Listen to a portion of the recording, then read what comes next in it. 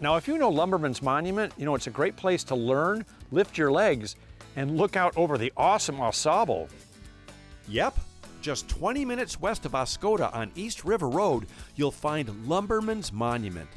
It's a massive and majestic 14-foot bronze statue that stands high above the AuSable River with amazing views of both the river and the Huron-Manistee National Forest. This is an incredible place where you can learn about the area's illustrious logging history, descend substantial stairs to the river, and even hike beautiful dune trails with tremendous views. Now, before I explore more, I thought it would be a good idea to tack on some talk time with Park Ranger Extraordinaire, Rob Reno. You know, I've been coming to Oscoda for years and years. I'm not young. And the first time I came here to Lumberman's Monument, I was like, you've got to be kidding me. How did I not know about this place? It's incredible. How do you miss this monument? It's so cool. How long has that monument been there? Oh, it's been here since about 1932 is when it was erected. The guy who made it was in New York. He made it in 1931. It got here on train in 1932. It was dedicated. It's an incredible piece of art. And the fact that the lookout, the view behind it.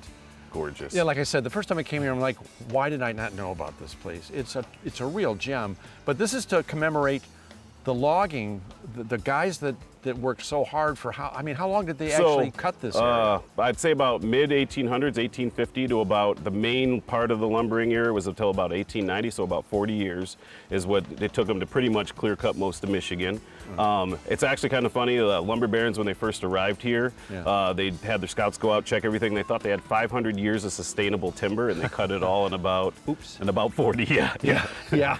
Well, it helped build the country. Oh yeah, dude. The prairie states, a lot of the expansion west was built with the lumber in Michigan. I think it was about 1895-ish or so. We were the highest timber producers in the United States at that time. Well, again, people don't realize, people think all the sand dunes are on Lake Michigan. Yeah. And here we are in Oscoda, and you've got these 200-foot huge sand dunes. And I did some research. There's, 260 steps down to the river? Yes, to the Wanagan here, 300 at Iargo Springs. Now, the Wanagan, explain what that is again. Okay, so a Wanagan is a cook shack, or I guess a convenience store for the lumbering people that were on the river. So it would have floated with the log drive, and then it would have supplied supplies, boot fixing, food for the guys who would have been up and down the river who didn't have access to those things.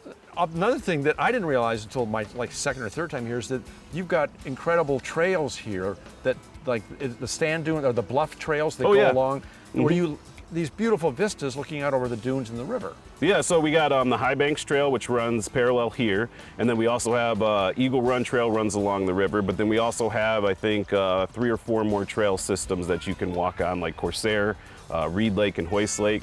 But the main one that gets used is the High Banks just because of all the views you get through here.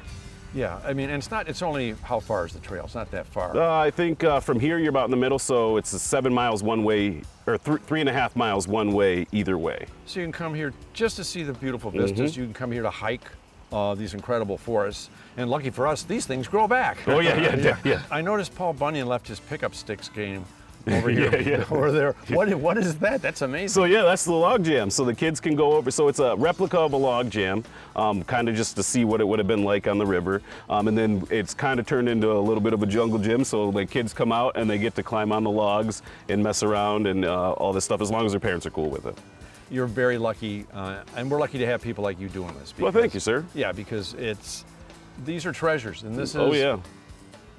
Every time I see that view, I'm just blown away. Oh no, yeah. Honestly, even for me, like I've lived in Michigan most of my life, and I've been on the AuSable and stuff.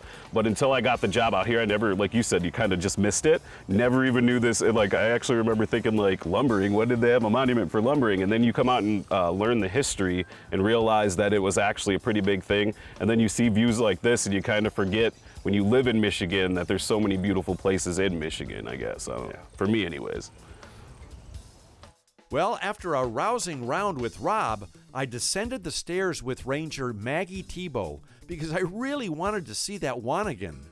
Now, the walk down was a breeze, and the views were spectacular, and seeing how the loggers lived and ate was extremely cool. Boy, did we have a great time filling our brains with fascinating facts, our lungs with oxygen, and our eyes with a variety of vistas. Heck, I even made it back up those stairs. I think I can. I hope I can. Ugh. I also hiked the beautiful dune trails. Holy smokes, look at that view. And made a complete day of it. Lumberman's Monument really is a multi-dimensional and magical place that was meant for you to see. Thanks so much to Rob, Maggie, Delyn, and all of the proud people at the U.S. Forest Service for protecting and perpetuating this pure Michigan treasure. They deserve a tip of the old UTR cap for sure. What a great place to be.